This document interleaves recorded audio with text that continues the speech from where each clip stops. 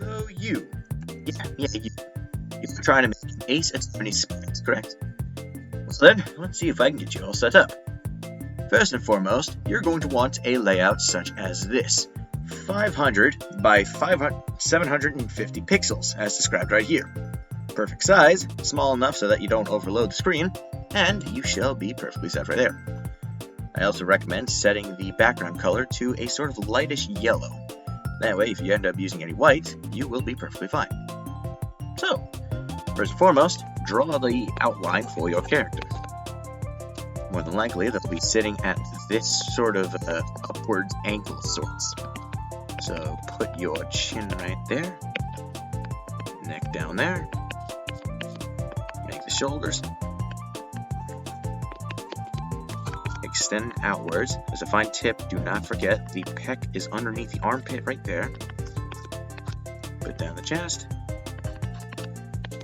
further the body, and your character usually ends right around the waist or so. Their arms are usually on the side like this, and bam, you now have the basic outline. Now then, what you'll be doing next is applying the actual character design. So I will speed ahead once this thing is finished.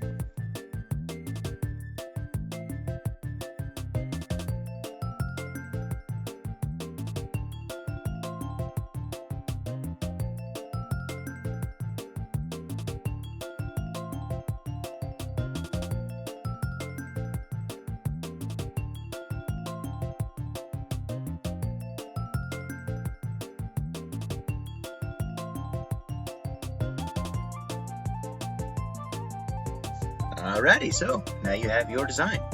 Now, for the main part that makes this thing up, what you are going to do is separate the assets based on what is going to be moving, right?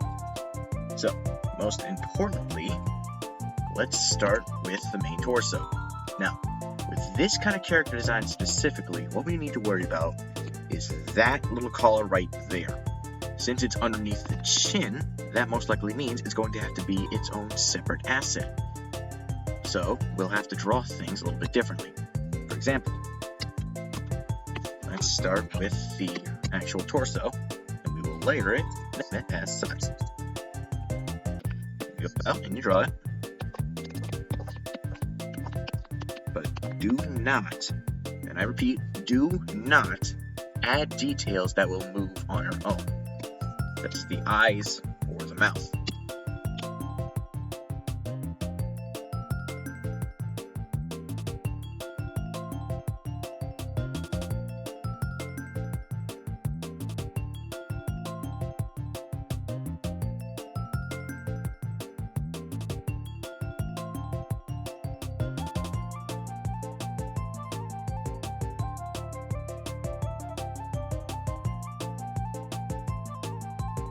So, notice how we kind of left the chin and the neck available right here, despite the fact that the original design would say he's wearing some sort of turtleneck. This is the beauty of assets. What we're going to do from here is, with a new layer, we'll draw on top of this thing the sweater and the design, right? But with one extra detail. Do not close the gap right between here. By adding this little line right here, it will connect this part of the layer to the bottom part here. So when it's colored over, it's practically seamless. So layer this collar in this case.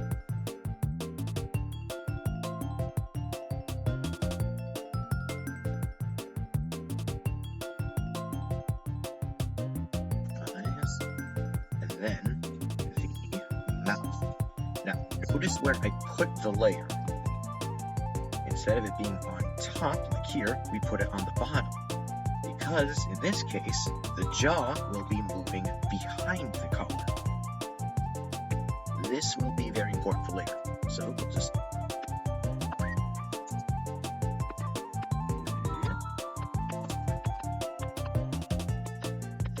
bam. Now then, come back to this once this is fully colored.